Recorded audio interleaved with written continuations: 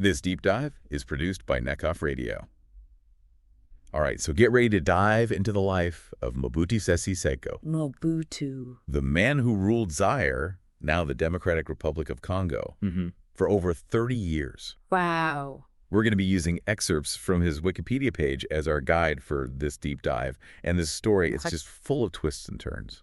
Yeah, Mobutu's life is fascinating. It really is. I mean, you think about it, this mischievous schoolboy turned military leader, turned dictator. With the leopard skin hat? Oh, yeah, with the leopard skin hat. That's his signature look. You know, he really reshaped a nation. I mean, it's a story that speaks to the unpredictable nature of power, especially during such a crazy time, like a tumultuous period in African history. Totally. And to think it all started with a prank. You know, A prank. It seems that young Joseph-Désiré Mobutu, that was his name back then, he got himself into some trouble as a student. And instead of jail time, he was sent to serve 7 years in the force publique. Yeah. That was the colonial army. The colonial army. So essentially punished by being put into the army. Exactly. Who would thought that this punishment would actually pave the way for his future? Well, it's funny how life works out sometimes, isn't it? Right. I mean, you would think that that would break a person. Right. But instead, the army, what it did, it gave him discipline, it gave him structure. Right. And during those 7 years, Mobutu, you know, he didn't just sit around. He immersed himself in books and newspapers. He did. Yeah, he really cultivated this passion for politics and journalism. In fact, he even started writing for a magazine under a pseudonym. Really? Like a side hustle. I mean, all those experiences, they really shaped his understanding of power and influence. Okay, so he's honing his skills in the army. Right. He's writing for a magazine. I mean, clearly there's some ambition brewing here. But how did he go from army recruit to, you know, this prominent figure in the Congolese government? Well, you know, after his time in the army was up, he went full-time into journalism. And it was during this time that he met Patrice Lumumba. Oh, okay. Who, of course, was a key figure in the Congolese independence movement. Yeah, for sure. Mobutu joined Lumumba's party and even became his personal aide. Wait, but wasn't Lumumba the democratically elected prime minister who was ousted? Yes. And then tragically executed? That's right. And Mobutu's involvement in all of this during this Congo crisis, it's a whole story in itself. Yeah, I mean, things must have been incredibly chaotic at that time. Oh, absolutely. Can you kind of paint a picture of what was happening? So the Congo crisis, it was just this whirlwind of turmoil and power struggles. Oh. Shortly after Congo gained independence from Belgium in 1960, the force publique, that same army that Mobutu had been a part of, mutinied. Wow. And it just plunged the nation into chaos. It was a mess. And at this point, Mobutu had already risen to the position of chief of staff. Wait, how did that happen? I mean, he went from journalism I know, it's crazy. back to the army and climbed the ranks that quickly. Yeah, it was a really rapid ascent, which has led some people to speculate that maybe he was recruited by Belgian intelligence. Really? Yeah, during his journalism days. It's hard to say for sure, but as chief of staff, Mobutu was right in the middle of this volatile situation. Right. With these secessionist movements gaining traction and the Cold War tensions escalating, Congo was really on the verge of collapse. So Lumumba, he turned to the Soviet Union for support. He did. Yeah. You know, he was facing opposition from within the country, outside the country, and he saw the Soviets as a potential ally. Right. But of course, this move alarmed the West because they saw it as a potential communist foothold in Africa. So the Cold War is heating up. Exactly. And Mobutu, he senses this shift in the political winds and sides with the West. That's exactly what happened. He was facing a lot of pressure from the West, from his own officers, even from President Kasavubu, who was in a power struggle with Lumumba. And so Mobutu orchestrated a coup. Wow. So Mobutu, once a close ally of Lumumba, played a direct role in his downfall. He did. I mean, that just reveals one of the many contradictions. It really does. That define Mobutu's legacy. Yeah. It really shows you how political alliances, especially in times of crisis, can shift so dramatically. Absolutely. So with Lumumba out of the picture, Mobutu seizes this opportunity to consolidate his power. But how did he go from military leader to, you know, self-proclaimed president for life of Zaire? Well, first of all, he was not afraid to use force to maintain control. Okay. You know, in those early years, public executions were a tactic he used to silence any opposition. That's a dark chapter for sure. Very dark, brutal period. But as his rule progressed, he started to shift to a more cunning approach. Okay. He really mastered the art of patronage, using bribery, strategic cabinet shuffles to keep his rivals in check. So he really was a master manipulator. Oh, absolutely. He was known for this kind of musical chairs approach to government positions. Okay. Constantly rotating people so that nobody could get too much power. Clever. Very. But incredibly manipulative. Yes. He understood how power worked and how to use it for his own gain. Yeah. But, it wasn't just about brute force and manipulation. Okay. Mobutu also launched what he called his authenticity campaign. Right. A calculated move to reshape the nation's identity.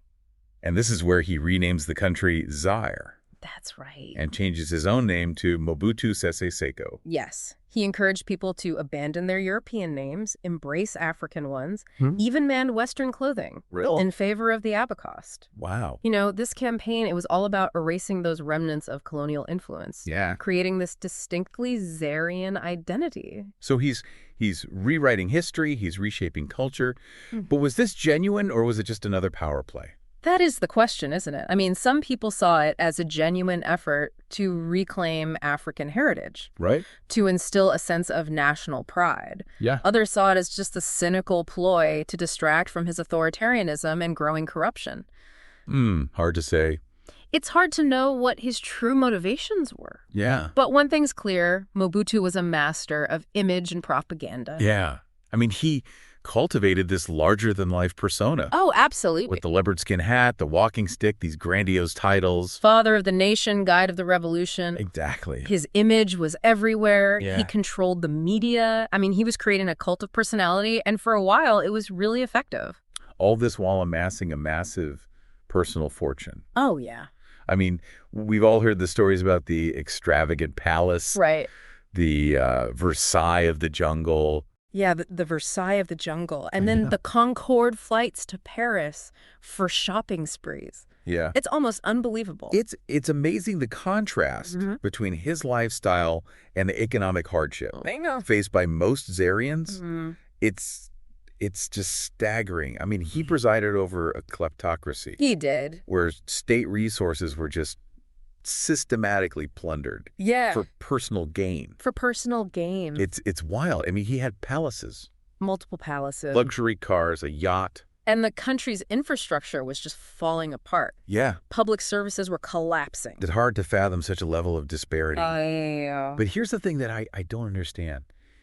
He clung to power for over 30 years. I know. How did you pull that off? Well, that's where the Cold War context comes in. Okay. Mobutu, he was really smart. He positioned himself as this staunch anti-communist. Right. And that made him a really valuable asset to the West. So they basically looked the other way. Yeah, pretty much. While he did all this. They did. He received substantial financial and military aid from the U.S., France, Belgium.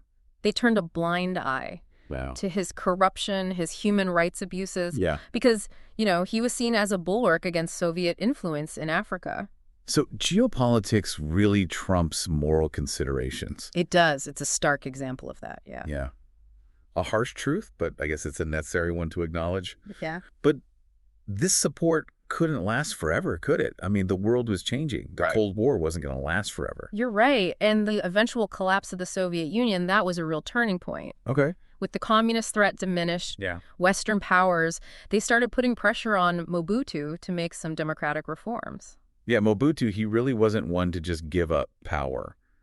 But things were changing. The tide was turning. His regime, which had seemed so strong for so long, it was starting to crumble. Yeah. So here's Mobutu. He's facing pressure from inside Zaire, outside Zaire, and he's dealing with his own health issues, too. Right. It's May 1997. The country is in chaos. Yeah. His options are dwindling. What happens? Well, there were attempts at peace talks, but things were really deteriorating. Yeah. Mobutu, he realized that this is it. Yeah. He chose exile, first fleeing to Togo. Togo. But he wasn't exactly welcomed with open arms there. No. He ended up finding refuge in Morocco. Okay. And that's where he would spend his last days. Wow. That's a pretty dramatic fall from grace. It is. For a man who had once held absolute power. Yeah. It really does highlight how fleeting power can be. It does. You know, from dictator to a man without a country. Yeah, his exile, it really marked the end of an era. Zaire, under the leadership of Kabila and those rebel forces, it transitioned back to the Democratic Republic of Congo. Right. Mobutu's reign was over. It was over. So what became of Mobutu in those final months? Did he ever, express any regret for what he had done? Or did he just hold on to his past grandeur? Well, while he was in exile in Morocco, he was dealing with prostate cancer.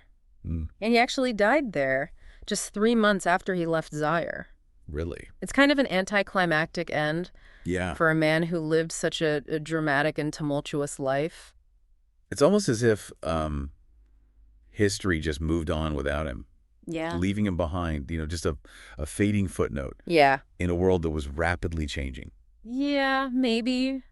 But even though he's gone, the legacy that he left behind, it's complicated. It still sparks debate and intrigue. It raises all these questions about leadership, about power, about the effects of his actions. Well, and his legacy is complicated. It is. I mean, he was a brutal dictator responsible for so much suffering. Right. There was so much corruption under his rule. Yeah. But he also played this crucial role in shaping Zaire's identity. He did. And he was a prominent figure, not just in Africa, but on the world stage. Right. It's a paradox. It's hard to reconcile those two things. It is. It really is. He was this master manipulator, this ruthless autocrat. Yeah. But also, sometimes, he was a charismatic leader who had the loyalty of a lot of Zairians. Right. It's that complexity that makes his legacy so fascinating and so hard to define. It's hard to wrap your head around. How do we even begin to make sense of somebody who embodied such extremes? I think you have to consider the historical context.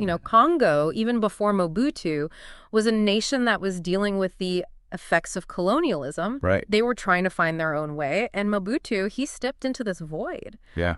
And for better or worse, he had a profound impact. Yeah. I mean, he left an indelible mark. He did. Although a very flawed one. Yeah. We've talked about the political and social impact of his rule, but what about the economic impact? I mean, he inherited a country that was rich in resources. It was. Yet he left it in ruins. That's where the term kleptocracy really comes into play. Mobutu and his cronies, they systematically drained Zaire of its wealth. They built up these huge personal fortunes while the country was falling apart. Yeah. The infrastructure, the economy, it all crumbled. And he nationalized industries. He did. Just to hand them over to his friends and family. Exactly. Who then exploited them for their own personal gain. Yeah, it was just a cycle of greed and corruption. It's hard to believe the shopping trips to Paris, on the Concorde, the lavish palace. Right. All while his people were struggling to survive. It was a display of excess, of indifference. Yeah. It really had a devastating impact on Zaire. It did. By the time he was ousted, the country was crippled by debt. There was rampant inflation, widespread poverty. A tragic legacy for a nation with so much potential. Yeah, it's really sad. Makes you wonder if he ever thought about the damage that he caused. Or if he was just focused on self-preservation. It's hard to know. But I think what we can learn from his downfall is that even the most powerful leaders are vulnerable. His story shows us that unchecked power and corruption, they ultimately lead to ruin. Yeah. It's a cautionary tale that we can all learn from. It is. So what are the main takeaways from Mobutu's rise and fall? What can we learn from this? Well, I think one of the biggest lessons is that power is temporary. Even when it seems absolute, it can shift, it can disappear. Right. Another lesson is that corruption and greed, they might give you temporary gains, but ultimately they destroy nations. Right. And finally, I think Mobutu's story shows us that alliances that are based on strategic interests, not on shared values, they're not going to last. Powerful lessons. And ones that are relevant not just for Zaire's history, but for understanding leadership and power dynamics everywhere. Yeah. I mean, we see similar patterns happening today. We do. With leaders putting their own enrichment and political gains ahead of the well-being of their people? Exactly. Mobutu's story, yeah, it happened in Zaire, but it has these universal implications. It makes us think critically about leadership, about the impact of corruption, Yeah. and about the role that the international community plays in all of this. Right. It's a story that makes you think, and hopefully it inspires some action. It does. It's amazing to think that it all started with a schoolboy prank. I know, right? Talk about unintended consequences. Yeah. Mobutu's journey, from this mischievous student to dictator, it shows how unpredictable power can be. Right. And it highlights how the choices that we make, they have a lasting impact. They do. Well, we've covered a lot in our deep dive into Mobutu Sese Seko. We have. From his early life to his rise to power, his reign, and then his eventual downfall in exile. Right. It's been quite a journey. It has. His story really reminds us how intoxicating power can be. And the destructive consequences of ambition and corruption. It's a story that we should all pay attention to. We've explored his impact on Zaire. Yeah. But his story has implications that go beyond that, right? Yeah. How does Mobutu's rule fit into the bigger picture of African history during this period? Well, you have to remember that Mobutu's rule, it happened during a time of huge change in Africa. Decolonization was happening. The Cold War was raging. Yeah. His rise and fall, they really provide a window into the challenges that so many newly independent African nations faced. They were navigating this really complex geopolitical landscape, Right. often caught between the superpowers. And he was really good at playing those superpowers against each other. He was. Using his anti-communist stance to get support from the West, Right. but also building ties with China. For economic aid. Yeah, it's quite a balancing act. He was a very strategic political operator. He knew how to use his country's position and how to work the system. Yeah. And for a while, it worked. He held on to power. But like we said, that kind of maneuvering can only get you so far. The world changed, the Soviet Union collapsed, and the whole global landscape shifted. Yeah. And Mobutu, he was stuck in his old ways. Yeah. He became more and more isolated. His regime, which was built on patronage, on repression, on outside support, Right. it just couldn't adapt. It's a reminder that even the strongest power structures are vulnerable. So when we look back at Mobutu's story, what does it tell us about leadership? Are there any universal truths that we can take away from this? Mobutu's rise and fall show us the dangers of unchecked power. Right. They show us how damaging corruption is. And they underscore how important accountability and transparency are, in any government. Right. His story also shows us that leaders who can't adapt, they're going to fail. Yeah, that's a good point. Are there any parallels to Mobutu's story today? Do we see any echoes of his tactics, his legacy in other parts of the world? That's a really interesting question. I mean, there might not be exact replicas, but there are definitely some similarities. We see leaders who exploit their country's resources, who create personality cults, who suppress dissent. Right. Leaders who manipulate international relations for their own benefit. Yeah. Those patterns, they're still there. It's a reminder that we don't always learn from history. We don't. So what's the takeaway for our listeners? What do we want them to remember after this deep dive? I think Mobutu's story is a call to be vigilant.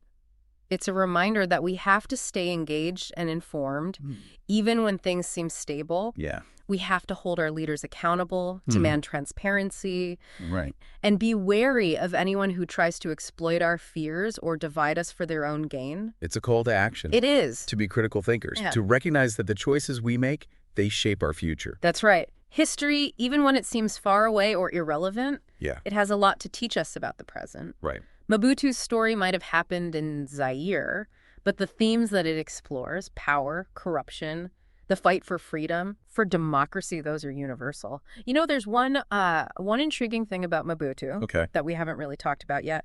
Despite all his flaws, he had this real sense of showmanship.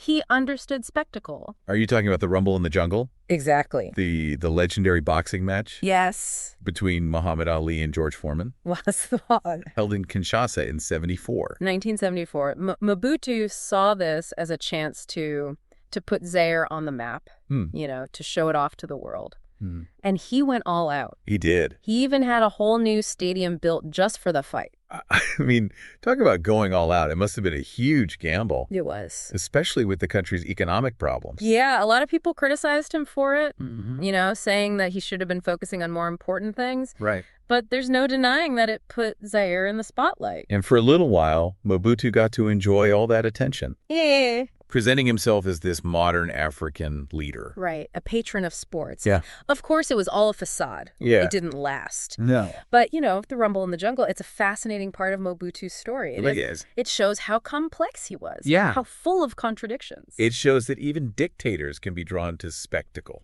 They can. and to global recognition. Right. And it also shows how these sporting events can be used for political purposes, to project a certain image. Right. Yeah, the rumble in the jungle is a really interesting example of how sports, politics, and personality all intersect. Yeah, for a brief moment, Zaire, with Mobutu pulling the strings, was at the center of the world. That's right. Well, we've covered a lot of ground in our deep dive into the life of Mobutu Sese Seko. You have. From his early days as a schoolboy to his rise as a military leader, his cunning power grabs, his transformation into the self-proclaimed president for life of Zaire. Right. And, of course, his downfall and his exile. Yeah. It's been a journey. It has. And his story is a powerful reminder about what happens when power goes unchecked and about the damage that corruption can do. It's a cautionary tale It is. that we can all learn from. Absolutely. So as we wrap up this deep dive into Mobutu's complex and troubling legacy, what's the key takeaway for our listeners? What message do we want them to leave with?